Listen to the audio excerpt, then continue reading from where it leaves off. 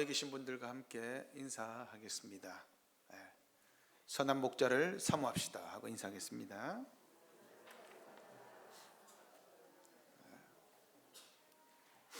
여러분, 예배 시간에 왜 이렇게 자주 인사시키는 줄 아세요? 우리가 한 몸이기 때문에 그렇습니다. 누가 오고 누가 오지 않았는지도 살펴봐야 되고 서로가 서로에게 마음을 주고 나눠야 됩니다. 근데 제가 앞에서 계속 하나 신경이 쓰이는데 좋은 점입니다. 박인희 집사님 오늘 무슨 일입니까? 오늘 한복이 너무 이쁘셔서, 이쁘단 말 쓰는 게 아니죠. 고운 자태 이렇게 쓰시는데 오늘 한복이 아주 멋지십니다. 박 목사님 죄송한데 제가 저걸 녹화를 켰는지 모르겠어요. 우리는 오늘 대강절을 지킵니다. 대강절 오늘은 세 번째 설교입니다. 여러분, 우리는 예수님을 기다립니다. 맞죠? 그러나 우리는 아기 예수님을 기다리지 않습니다. 이미 성탄절은 성취되었습니다.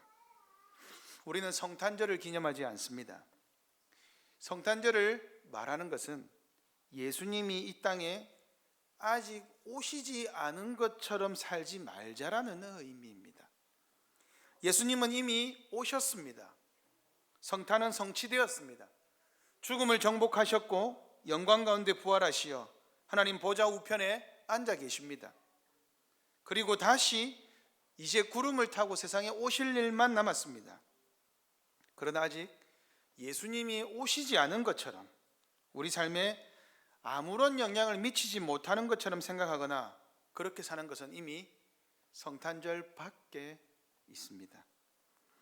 그러므로 우리는 예수님이 오셔서 이 땅에서 이루신 하나님의 구속 역사를 알고 찬양하고 누리고 즐기고 나눔으로써 이미 성탄절을 매주일 지키고 있습니다.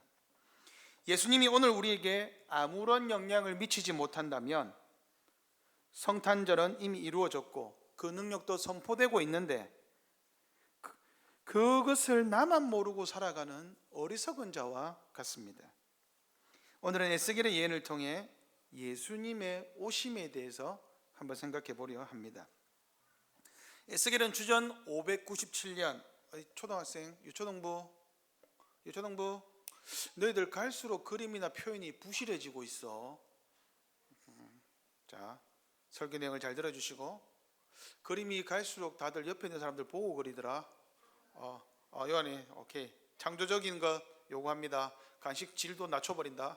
자, 오케이. 자, 에스겔은 여러분 주전 597년 여호야긴 왕이 바벨론 포로로 잡혀갈 때 함께 포로로 잡혀간 선지자였습니다.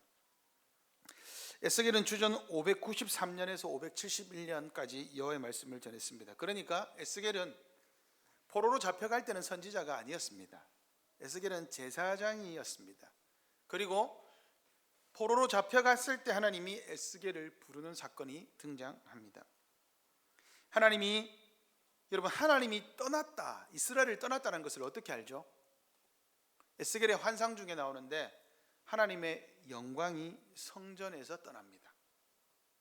여러분, 출애굽기 40장에 보면 모세가 성막을 다 지었을 때 하나님의 영광이 성막 안으로 들어갑니다. 성막 안에서 하나님의 영광이 떠난 것은 하나님이 이스라엘을 버렸다는 의미입니다. 솔로몬 왕이 성전을 다 지었을 때 구름이 성전 안에 가득했습니다. 구름이 하나님의 영광을 상징합니다. 그런데 에스겔은 하나님의 영광이 성전을 떠나는 데서 시작하는데 에스겔 47장 48장에 가보면 하나님의 영광이 가득한 성전이 다시 등장합니다. 그래서 에스겔 구조는 이렇게 되어 있습니다. 에스겔은 48장까지 있는데 1장부터 32장까지는 심판입니다. 이스라엘, 예루살렘의 심판이 있고 그리고 열국의 심판이 있습니다. 그리고 33장부터 48장까지는 회복이 있습니다. 하나님이 심판하셨다가 다시 회복을 주시는 겁니다. 오늘 우리가 나눌 그러면 34장은 유초등부 심판입니까? 회복입니까? 설교를 전혀 안 듣고 있는 것 같은데. 다시, 심판입니까? 회복입니까? 34장은 그렇지, 회복. 잘했어. 나 마음이 실망할 뻔했어. 오늘은 회복의 문맥입니다. 첫 번째, 하나님의 회복, 심판의 자리에서 선언되었습니다. 본문은 그러므로라고 시작합니다. 7절, 그러므로. 순접입니까? 역접입니까? 역접입니다. 앞의 내용과 반대되는 내용의 그러므로입니다. 너희들은 이렇게 했는데, 그러므로 너희들이 이렇게 했기 때문에 나는 이렇게 하겠다. 반대의 내용을 말씀하시는 겁니다. 어떤 내용이길래 하나님은 반대로 이야기하실까요? 에스겔은 포로로 잡혀왔습니다. 하나님이 포로로 잡힌 그곳에서 에스겔에게 나타나셨습니다. 그리고 환상과 말씀으로 에스겔에게 알리셨습니다. 자, 여러분, 근데 신기합니다. 이미 597년에 포로로 잡혀왔습니다. 그러면 에스겔은 593년에 선지자가 되었는데 주전입니다. 주전은 597년이 먼저입니까? 593년이 먼저입니까? 597년이 먼저입니다. 주전은 거꾸로 가는 거니까. 그죠? 597년이 먼저 당했던 일이고 593년은 이후입니다. 우리에게 더 가까운 시간은 593년입니다. 이 BC예요. BC 거꾸로 가는 거예요. 그러니까 뭐냐? 심판이 있었습니다. 그리고 4년 뒤에 에스겔은 선지자로 부름받습니다. 그런데 하나님이 4년 뒤에 에스겔이 부름받았는데 심판을 말해요. 뭔가 이상합니까? 이상하지 않습니까? 이미 심판당했는데 왜 또 심판을 이야기할까요? 그죠? 이상합니다. 나라가 완전히 멸망하지 않았기 때문입니다. 앞에 33장 21절 22절을 보세요. 한 장만 넘겨서 에스겔 33장 21절 22절 같이 한번 21절만 읽어보겠습니다. 시작.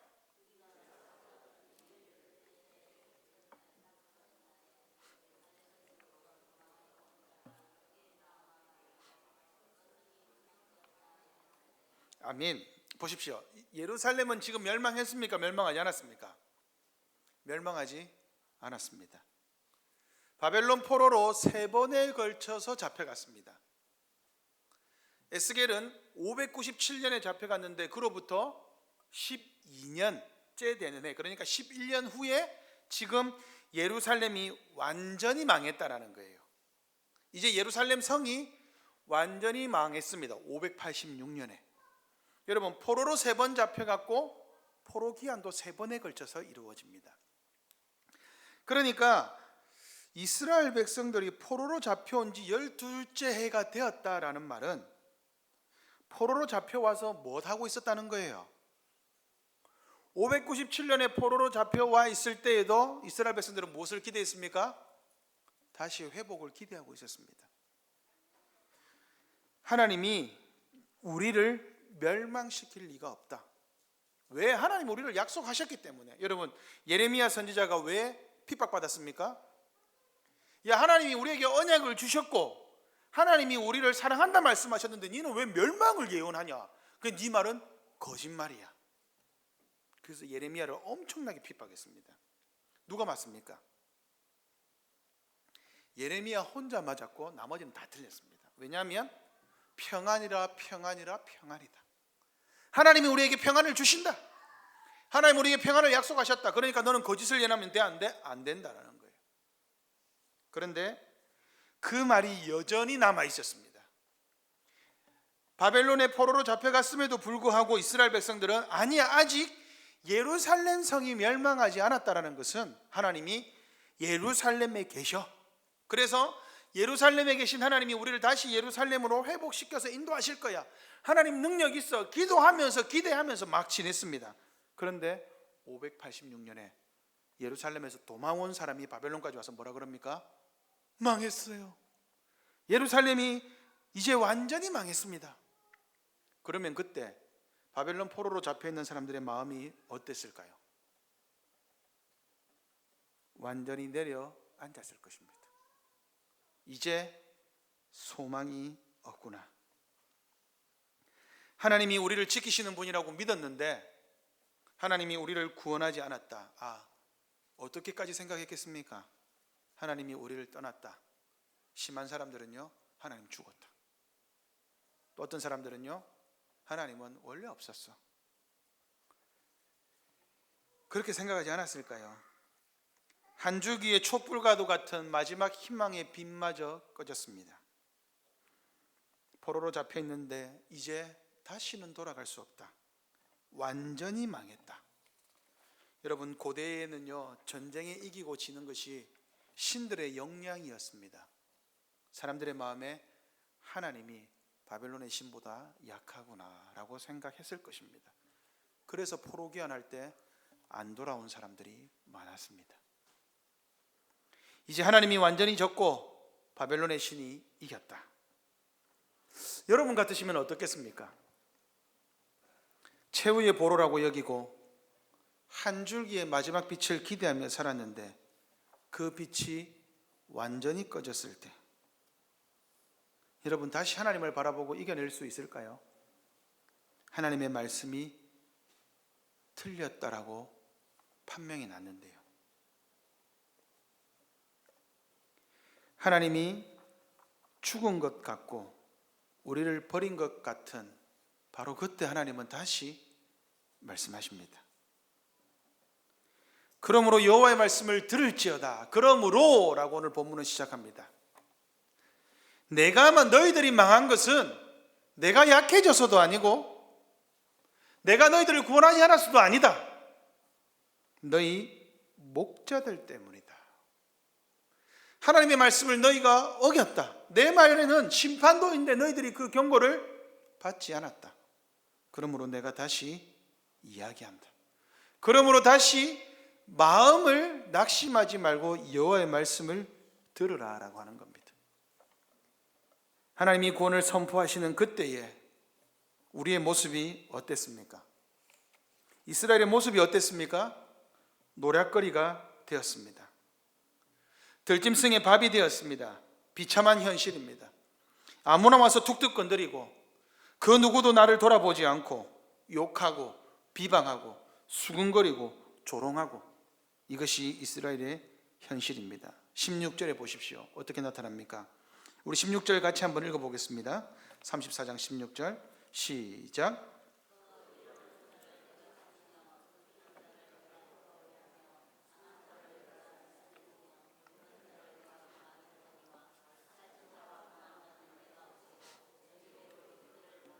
아멘. 우리의 모습이 어떻습니까? 잃어버린 자가 되었습니다. 여러분, 여기 6.25 전쟁을 겪으신 분이 계신 줄 모르겠습니다. 잃어버린 자, 아비규환이죠. 전쟁통에 누가 누구를 챙길 여력이 없습니다. 잃어버린 자, 쫓기는 자, 무언가를 조금이라도 가지고 있으면 잡아 죽이려고 누군가 쫓아옵니다. 쫓기는 자가 되었습니다. 그러다가 상한 자가 되었습니다. 도망가다가 몸이 상하고 축나서 먹을 것이 없어서 죽게 되지요. 그러다가 병이 듭니다.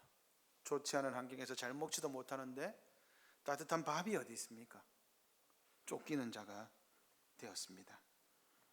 20절에는 그 모습을 이렇게 이야기합니다. 그러므로 주 여호와께서 그들에게 같이 말씀하시되 곧 내가 살찐 양과 파리한 양 사이에서 심판하리라. 파리한 양이 되었습니다. 파리하다라는 이 뜻이 뭐냐? 비쩍 말라서 죽어가는 비참한 현실을 말합니다. 앙상해가지고 뼈만 남은 모습이 있죠. 살았는지 죽었는지 모르는 그 상태입니다. 이 모습이 지금 바로 우리의 모습입니다. 이스라엘의 모습이 바로 우리의 모습이지요. 더 심각한 것은 구원의 희망이 사라졌다는 겁니다. 소망이 보이지 않아요. 어디를 가도 누구도 나를 바라보지 않습니다. 주목하지 않습니다. 손을 뻗칠 데가 없습니다. 여러분이 만약에 하나님이시라면 어떻게 했겠습니까? 완전히 망하고 죽어가고 있고 언제 죽어도 이상 없는 사람들, 그들의 잘못으로 그렇게 죽어가고 있으면 그냥 내버려 두면 되는 것 아닙니까? 그리고 싹 청소해버리고 다시 어떤 바벨론 같은 강한 나라를 불러서 내가 너희들을 구원할게라고 말해도 되는 것 아니겠습니까? 그게 더 쉬운 방법 아닐까요?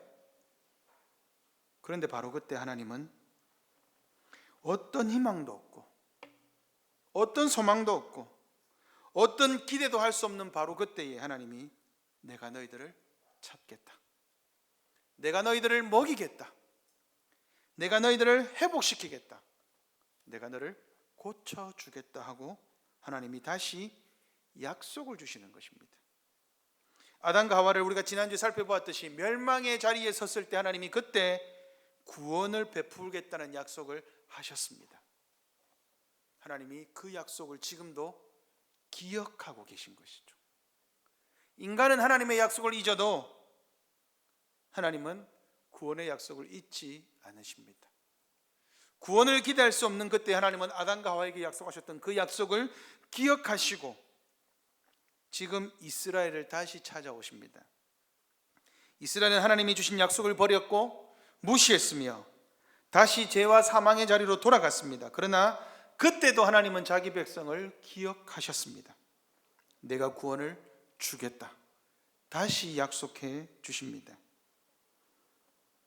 우리의 현실이 어두울 그때, 우리의 인생이 우리 마음먹은 대로 흘러가지 않는 그때, 좌절하고 실망하고 아프고 병들고 실패한 그 자리에서 하나님은 우리에게 약속하십니다. 내가 여기 있다.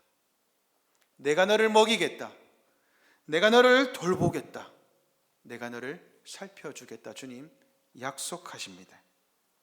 그러므로 우리의 실패의 자리는 하나님이 우리를 보고 계시고 약속하시는 그때입니다. 두 번째, 선한 목자는 누구입니까? 하나님이 되게 이상한 화법을 쓰십니다. 내가 너희를 먹이겠다. 여러분 이 본문을 아까 읽을 때 들어보셨죠? 내가 엄청 많이 나옵니다. 하나님이 내가 해줄게, 내가 먹여줄게, 내가 회복시켜줄게, 내가 돌봐줄게 라고 말씀하십니다. 그러면 여러분은 어떻게 할 수 있습니까? 어두운 가운데 있는 사람에게 찾아와서 내가 먹여줄게, 내가 회복시켜줄게, 내가 너를 고쳐줄게, 내가 너를 싸매어줄게, 그런데 내가 아니고 다른 사람이 해줄 거야 라고 말하면 어떻게 될까요? 기대했다가 뭐야? 이렇게 할 수 있지 않겠습니까? 그죠? 하나님이 지금 그렇게 말씀하시는 거예요. 직접 해주시면 되죠. 내가 할게 숱하게 말을 해놓고 내가 다른 사람 세워줄게. 이게 뭐예요? 할 수도 있고 하지 않을 수도 있다라는 것 같지 않습니까? 그런데 우리 하나님 목자를 세워서 하시겠다라고 말씀하십니다. 능력이 부족해서 그렇습니까? 힘이 부족해서 그렇습니까? 그렇지 않습니다. 왜냐하면 그 목자는 하나님과 진배 없기 때문에. 여러분 진배 없다는 말 알죠? 진배 없다. 그죠? 비길 데가 없다는 거예요. 똑같다라는 거예요. 차이가 없습니다. 선한 목자는 하나님의 능력에 비해서 능력이 부족하지 않습니다. 여러분 하나님이 하시겠다고 하셨으면 하나님이 세우시는 사람도 하나님과 차이가 없습니다. 차이가 없어야 우리가 그 약속을 신뢰하고 바라볼 수 있지 않겠습니까? 그렇다면 하나님이 세우시는 목자는 누구입니까? 누구시죠? 누구십니까? 23절 다윗입니다. 23절 보십시오. 내가 한 목자를 그들 위해 세워 먹이게 하리니 그는 내 종 다윗이다. 근데 여러분 하나님이 왜 여기서 다윗을 말할까요? 자, 이 초등부 여기서 다윗이 나오면 돼요, 안 돼요? 왜 안 돼요? 되나? 여기서 다윗이 나오면 돼요, 안 돼요? 자, 중고등부로 넘어가겠습니다. 다음 청년들 준비하세요. 자, 중고등부 여기서 다윗이 나오면 돼요, 안 돼요? 이것들이 계기나 돼요, 안 돼요? 왜 돼요? 다시 청년들에게 묻겠습니다. 주영아, 내가 니를 보고 있는 거, 니 내 시선을 피하는 거지? 준행이 갑자기 고개를 숙이네. 고개 들어라. 자, 지민이, 여기 많습니다. 웅아, 여기서 다윗이 나오면 됩니까, 안 됩니까? 정민이, 예설이 돼요, 안 돼요? 됩니까, 안 됩니까? 안 됩니다. 왜 안 되죠? 다윗은 이미 죽고 없습니다. 그러면 여기서 말하는 내종 다윗은 다윗입니까? 아닙니까? 아닙니다. 이스라엘 백성들은요, 누구도요 여기서 다윗을 말할 때 다윗을 생각하지 않았습니다. 왜냐하면 이스라엘 백성들에게 있어서 다윗이 가지는 의미를 알고 있기 때문입니다. 여기서 말하는 다윗은 누구일까요? 다윗의 후손을 말합니다. 그런데 왜 여기서 다윗을 말할까요? 다윗의 직업이 뭐였죠? 목동이었습니다. 목자였습니다. 또 다윗은 누구였습니까? 왕이었습니다. 그런데 왜 다윗입니까? 사무엘하 7장에 하나님이 다윗에게 영원한 왕권을 약속하셨기 때문입니다. 다윗과 같은 영원한 왕으로 오시는 그분이 있다라는 겁니다. 이스라엘 백성들은 모두 다 여기서 다윗을 기대한 게 아니고 다윗의 후손으로 오시는 다윗과 같은 목자이면서 왕을 기다리는 거예요.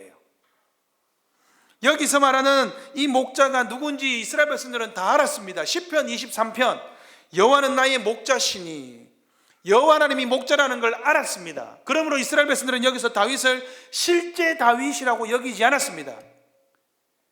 여호와 하나님과 같은 다윗의 후손으로 오시는 목자가 있다라고 이해했습니다. 그러므로 이스라엘 백성들은 여기서 다윗을 이야기할 때 다윗이 가지는 목자와 왕을 동시에 생각했습니다. 왜 여기서 목자가 나올까요? 34장 1절에서 6절을 보십시오. 이스라엘 백성들이 멸망한 이유가 여기에 나옵니다. 여호와의 말씀이 내게 임하여 이르시되 인자야 너는 이스라엘 목자들에게 예언해라. 그들 곧 목자들에게 예언하여 이르기를 주 여호와께서 이같이 말씀하시되 자기만 먹는 이스라엘 목자들은 화 있을진저. 그러면 34장에 나오는 살찐 양과 파리한 양 사이에서 심판하겠다. 살찐 양은 누굽니까? 자기만 먹는 이스라엘의 목자들입니다. 이스라엘 목자들이 누구예요? 이스라엘의 지도자들입니다. 자기 백성을 돌보아야 할 이스라엘의 지도자들이 다 죽는 거예요. 이 시대로 생각하면 저 같은 목사, 제사장, 레위인들, 이스라엘의 지도자들을 말합니다. 너희가 살찐 양을 잡아 그 기름을 먹으며, 그러니까 여러분 지도자는 살이 띠럭띠럭 찌는 거예요. 백성들은 죽어가는데.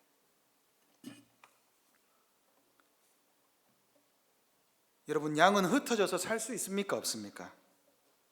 목자들이 먹이지 않았습니다. 먹이지 않으니까 어떻게 하죠? 먹이를 찾기 위해 돌아다니는 거예요. 돌아다니면 어떻게 됩니까? 상처가 납니다. 상처가 나는데 싸매주지 않으니까 어떻게 되는 겁니까? 병드는 겁니다. 병이 드니까 어떻게 돼요? 흩어져서 결국 죽어가는 거예요. 그게 양들입니다. 왜요? 흩어지면 들짐승들의 밥이 되기 딱 좋습니다. 사나운 이리떼들이 여러분 양이 뭉쳐져 있을 때에도 노립니다. 주의 지팡이와 막대기가 나를 안위하시나이다. 왜 막대기가 거기에 나옵니까? 지팡이와 막대기가 같습니까? 다릅니까? 다릅니다. 지팡이는 양들을 인도하는 데 필요한 겁니다. 막대기는요, 늑대와 곰, 사자를 쫓아내는 데 필요한 게 막대기입니다. 전투용입니다. 그러므로 이스라엘 백성들은 그런 목자들을 생각했습니다. 시편 23편이 말하는 목자가 누구인지를 아시겠지요? 어린 양들을, 이런 양들을 위해 결국 정처 없이 병들어 죽어가고 있는 이런 양들을 위해 하나님이 목자를 세우겠다고 말씀하셨습니다. 여기서 이 목자는 바로 예수 그리스도십니다. 다윗의 자손으로 오신 예수님이 이 땅에 오셔서 어떻게 하셨습니까? 양들을 먹이셨습니다. 어디에 나옵니까? 오병이어에 나옵니다. 특별히 마태, 마가, 누가보다 요한복음 6장에 나옵니다. 요한복음 6장에 목자 없는 양같이 흩어짐을 불쌍히 여기셨다라는 표현이 나옵니다. 예수님이 이스라엘의 목자심을 요한이 구약 성경을 아니까 드러내는 겁니다. 다윗과 같은 예수님이 오면 우리는 먹을 수 있고 상처를 싸매어 줄 수 있고, 이 본문은 누가복음에 나옵니다. 상한 자를 고치신다. 예수님이 그래서 왜 오셔서 병든 자를 그렇게 많이 고치셨습니까? 목자이기 때문입니다. 하나님이 에스겔서에 예언하신 대로 예수님이 병자를 고치시는 거예요. 이 내용이 요한복음 10장에 등장합니다. 예수님이 요한복음 10장 11절 주보 뒷면에 있죠. 같이 한번 읽어보겠습니다. 요한복음 10장 11절 같이 한번 읽겠습니다. 시작. 나는 선한 목자라. 선한 목자는 양들을 위하여 목숨을 버리거니와. 여러분, 선한 목자의 특징은 무엇입니까? 양을 위해, 양을 살리기 위해 자기 목숨을 버립니다. 예수님이 왜 여기서 선한 목자라고 하셨을까요?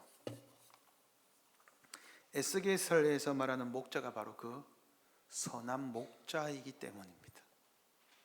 그래서 오늘 설교 제목이 선한 목자요, 선한 목자 예수님입니다. 예수님이, 하나님이 말씀하신 그 다윗이 바로 예수 그리스도셨습니다. 그래서 예수님이 자기를 나는 선한 목자다라고 말하는 거죠. 양들을 위해 목숨을 버리면 양들은 무엇을 얻습니까? 꼴을 얻죠. 꼴이 뭡니까? 꼴. 축구하다가 골? 아니죠. 이 꼴이 뭡니까? 에스겔 34장 14절에 보면 이렇게 나와 있습니다. 좋은 꼴을 먹이고 우리를 이스라엘 높은 산에 두리니 그것들이 그곳에 있는 좋은 우리에 누우며 이스라엘 산에서 살찐 꼴을 먹으리라. 양이 먹는 것이죠. 그러면 양은 이를 통해 무엇을 얻습니까? 생명을 얻습니다. 그러므로 꼴은 생명줄입니다. 예수 그리스도께서 우리를 먹이시면 우리에게 무엇이 주어지죠? 생명이 주어집니다. 오늘 하나님이 우리에게 무엇을 먹이십니까? 오늘 점심 메뉴가 뭐더라? 이게 아닙니다. 점심 식사를 먹이기 이전에 하나님이 오늘 우리를 말씀으로 먹이십니다. 그 말씀이 우리를 살립니다. 그러므로 여호와 하나님의 말씀은 생명의 말씀이 되는 것입니다. 말씀을 먹지 않는 양은 죽는다라는 것을 여기서 아셔야 합니다. 이스라엘 백성들이, 이스라엘 목자들이 먹이지 않은 것이 무엇입니까? 양에게 말씀을 먹이지 않은 겁니다. 여러분, 진짜 말씀을 먹이지 않았습니까? 아니요, 먹였습니다. 거짓 말씀을 먹였습니다. 평안하다, 평안하다, 이렇게 하면 복 받습니다, 저렇게 하면 복 받습니다. 그 말씀을 먹었는데 그 말씀이 생명이 되지 않았던 거예요. 왜요? 거짓 말씀이었기 때문입니다. 잘못하고 있으면 심판의 말씀을 먹여야죠. 경고의 말씀을 먹여야죠. 여러분에게 좋지 않은 거라도 좋은 약은 입에 쓰다라고 하죠. 쓴 말씀을 먹여야죠. 디모데후서 3장 16절 하나님의 말씀은 여호와 하나님의 말씀은 모든 말씀 하나님의 감동으로 되었다. 무엇에 유익합니까? 교훈과 책망을 받지 않아요. 말씀으로 책망 받으셔야죠. 말씀으로 우리의 흐트러진 삶이 교정되어야죠. 여러분, 말씀을 듣기는 듣는데 말씀으로 여러분들의 삶을 교정하지 않는다면 우리는 살찐 양이 되거나 비쩍 마른 비참한 양이 되어 결국 죽게 될 것입니다. 그런데 선한 목자가 오면 어떻게 됩니까? 우리에게 생명을 주십니다. 우리의 모습이 어떠합니까? 우리는 양입니다. 우리는 우리의 앞날을 알지 못합니다. 그러므로 어디를 가야 할지도 모릅니다. 그런데 선한 목자께서는 우리를 선한 길로 인도하십니다. 지금 내 삶이 힘들고 어렵고 실패하는 것 같고 좌절하는 것 같아도 아니요. 선한 목자가 우리에게 있는 한 그 길은 선한 길입니다. 그러므로 선한 목자 되신 하나님의 그 빛을 비춰주시는 그 빛을 따라가십시오. 따라가다 보면 지금 당장은 실패할 수 있고 어렵고 힘들어도 아니요. 그 길 끝에는 반드시 빛과 생명이 있습니다. 하나님이 우리를 그 길로 인도하십니다. 마지막 세 번째, 선한 목자는 우리에게, 양들에게 좋은 꼴과 생명을 주십니다. 목자를 모시고 살아가는 것은 우리에게 어떤 의미가 있을까요? 목자가 있으면 우리는 조금 전에 말씀드린 대로 먹습니다. 한 가지 더 있죠. 이리와 곰과 사자로부터 보호를 받습니다. 우리가 혹시나 상처가 나면 싸매어 주십니다. 병든 자를 강하게 하시죠. 23절 보십시오. 목자가 되겠다라고 말씀하셨죠. 24절에는요. 그 선한 목자는 너희들 중에 왕이 된다라고 말씀하십니다. 그러므로 예수님은 선한 목자일 뿐만 아니라 선한 왕이십니다. 여러분, 고대의 왕이 하는 일은 무엇입니까? 자기 백성을 돌보아 줘야 합니다. 힘든 것이 없는지 살펴보아야 합니다. 사나운 이리와 곰과 사자의 발톱으로부터 지켜줘야 합니다. 그들을 위해서 대신 싸워주어야 합니다. 그게 왕이 하는 일입니다. 그런데 왜 23절에는 선한 목자, 좋은 목자, 24절에는 왕이라고 하십니까? 목자와 양이 하는 일이 동일하기 때문입니다. 목자는 양들에게 어떤 의미에서 왕과 같습니다. 목자는 자기 양을 돌보죠. 왕은 자기 백성을 돌봅니다. 목자는 양을 먹입니다. 왕도 자기 백성을 먹입니다. 목자는 자기 양의 상한 곳을 고칩니다. 왕도 고칩니다. 왕은 자기 백성을 먹이고 고치고 상한 곳을 어루만져 줍니다. 15절에 보시면 그리하여서 결국 사망의 음침한 골짜기에서 벗어나 우리가 말하는 푸른 초장으로 인도해 줍니다. 16절에 좋은 꼴을 먹이죠. 여러분, 예수님이 우리에게 나쁜 것을 주는 것 같지만 우리의 인생이 나쁜 방향으로 간다고 해서 나쁜 것을 주는 게 아닙니다. 좋은 꼴을 주기 때문에 인생의 나쁜 것도 걸러낼 수가 있는 겁니다. 성탄절이 우리에게 무엇을 말합니까? 우리가 혹시나 병 가운데 있어도, 어둠 가운데 있어도, 힘든 가운데 있어도, 앞을 알지 못하는 인생 가운데 있어도 선한 목자 되신 주님이 우리의 인생 가운데 찾아오셨다는 겁니다. 여러분의 삶과 여러분의 마음 가운데 찾아오셔서 선하게 이끄시고 계시다는 겁니다. 그게 지금 내 눈에 보기 힘들고 어렵고 아파 보여도 아닙니다. 그 길을 따라가십시오. 그곳에는 생명이 있습니다. 여러분이 여러분의 인생을 인도해도 여러분들은 생명을 누릴 수 없습니다. 편안함과 안락함은 누릴 수 있습니다. 그러나 그 길 끝에 생명은 없습니다. 그러나 선한 목자 되신 예수님을 따라갈 때는 그곳에 생명이 있습니다. 한 가지만 말씀드리고 말씀을 마무리하겠습니다.